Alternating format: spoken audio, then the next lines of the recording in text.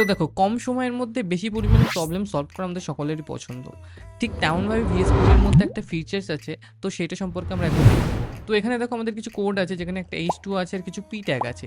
তো আমরা যদি চাই VS কোডের মধ্যে একবারে সব P ট্যাগগুলোকে সিলেক্ট করে এটাকে চেঞ্জ করতে পারি, বা আমরা এটাকে কি করতে পারি, অন্য কন্টেন্ট এর মধ্যে অ্যাড করতে পারি। তার জন্য আমরা সিম্পলি কমান্ড অ্যান্ড অপশন কি, আর ম্যাকে কমান্ড অ্যান্ড অপশন, উইন্ডোজে কন্ট্রোল আর তার সাথে অল্ট কি প্রেস করব।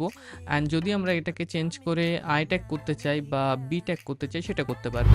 এটা হচ্ছে মাল্টি কার্সর, VS কোডের মধ্যে মাল্টি কার্সর ফিচার্স বলতে পারো। অ্যান্ড এটাকে অ্যাক্সেস করার আরও পদ্ধতি আছে। কমান্ড আর তার সাথে ডি যদি প্রেস করো, দেন সমস্ত বি ট্যাগ সিলেক্ট হয়ে যাবে, সেটাকে আমরা যে কোনোটাকে চেঞ্জ করতে পারি।